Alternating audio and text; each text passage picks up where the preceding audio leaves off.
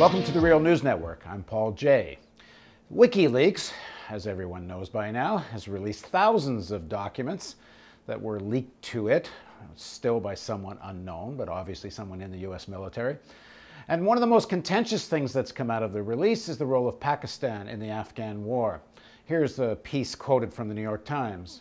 The documents suggest that Pakistan, an ostensible ally of the United States, allows representatives of its spy service to meet directly with the Taliban in secret strategy sessions to organize networks of militant groups that fight against American soldiers in Afghanistan and even hatch plots to assassinate Afghan leaders.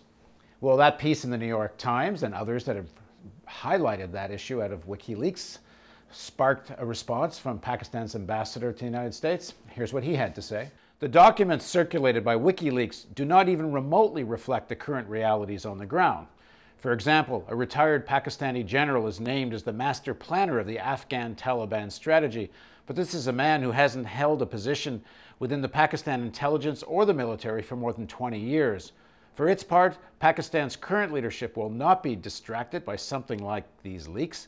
We've paid an unprecedented price in blood and treasure over the last 2 years. We will not succumb to the terrorists. And a little further on, he writes, this is Pakistan's war as much as it's a battle for civilization.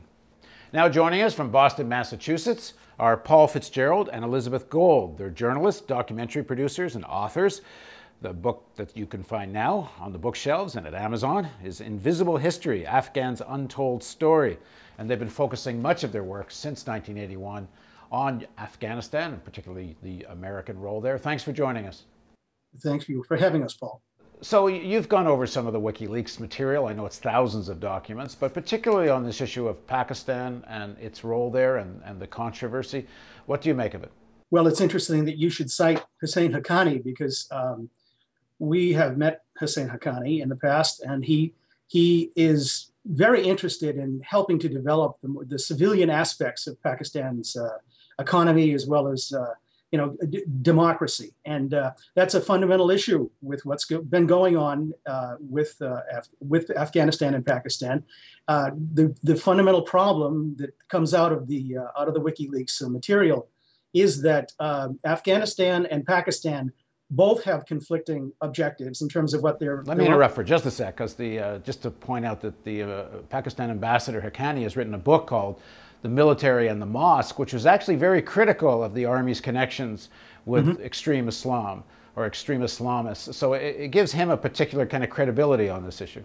There's no question about that. But he's walking a very fine line, too, with the military. The military definitely, as Zardari has become less and less effective and prominent. This is the new president. This is the new president, has become less and less prominent in the scene. Haqqani has also been kind of given, from what I understand, has been kind of given his notice that if he doesn't tread the interests of the military, that he's going to be in a lot of trouble. And that's been an issue. For those of people that don't know Pakistan, the real power in Pakistan is the military. Well, that actually, truly, it really goes back to the 70s, when the United States really began to get involved with the Pakistani military and ISI in order to begin the process of get involved with the Pakistani military and ISI in order to begin the process of get involved with the Pakistani military and ISI. See, so what Haqqani is trying to do is he's trying to walk that middle road, which I think is what the Obama administration is trying to do as well, which is why there isn't any really clearly stated objective. There's this kind of vague idea that the United States is going to be going after al-Qaeda, whether it's in Afghanistan or whether it's in Pakistan. But the real issue is really Pakistan's military and how much control they have over the country and how much willingness they have to share an agenda with the United States.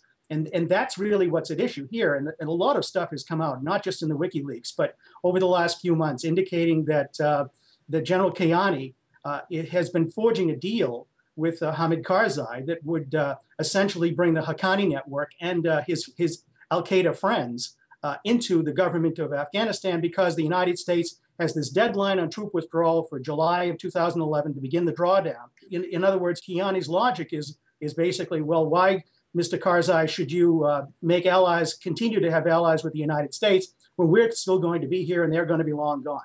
In the New York Times paragraph I quoted, they talk about a retired general. Everyone knows they're talking about Hamid Gul, who used to be head of the ISI many years ago. And as I think everyone also acknowledges, was the Pakistani ISI man that helped create the Taliban. On the other hand, Ambassador Haqqani has been very critical of all this, the role the Pakistan and ISI, military and ISI played in supporting extreme Islamists, particularly in Afghanistan. But I also understand that when General Kiani comes to power, it partly represents having had a purge of the Pakistan military of elements they thought weren't friendly enough to the United States. Since 9/11, particularly in the last few years, there's a big purge. So it's very complicated who's who here.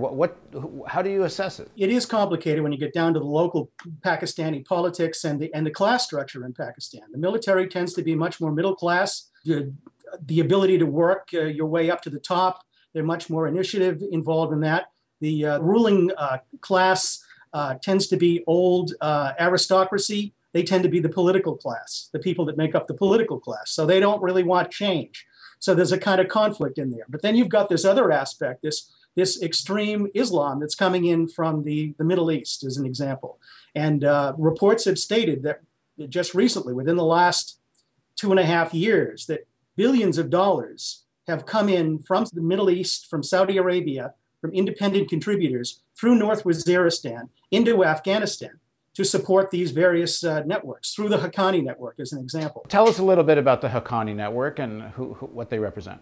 Well, the Haqqani network goes back to the 1980s and the U.S. support for the Mujahideen Holy Warriors. Gulbuddin Hekmatyar, who was one of the first and most prominent people that was given support by the United States and is still trying to get into the Afghan government now, apparently has been talking to Holbrooke about being a part of some new Afghan government. He was a very extreme radical, offended a lot of people. It was a lot of people were very suspicious about the way he conducted his activities and whether he was really actually fighting the war or just storing the weapons for his own use when the war was over, kind of playing the waiting game. And Jalaluddin Haqqani was basically trained by the United States, backed by the United States in Saudi Arabia. I believe his wife is from Saudi Arabia, so he has very strong connections there, which is another aspect of what's been going on. You can't just draw the line at the Durand line and say, well, that's Pakistan and the other side is Afghanistan. It's very complex in terms of what they refer to them as the Afghan Arabs. Even in the kind of pressure we've seen from the U.S. administration and American press that Pakistan's not doing enough, it's not doing enough, they don't say a word about the millions of dollars from Saudi Arabia that's flowing into the theater. No, they don't. And there's a very active connection. If you want to go to Afghanistan, you fly to the Middle East, you fly to Dubai, and you fly in from there into Kabul. And a lot of the people who were involved in the Mujahideen efforts back in the 1980s, after that left Afghanistan when the war broke out between the various factions during the 1990s. And they set up businesses in Saudi Arabia, and they set up businesses in the United Arab Emirates and in Qatar, places like that.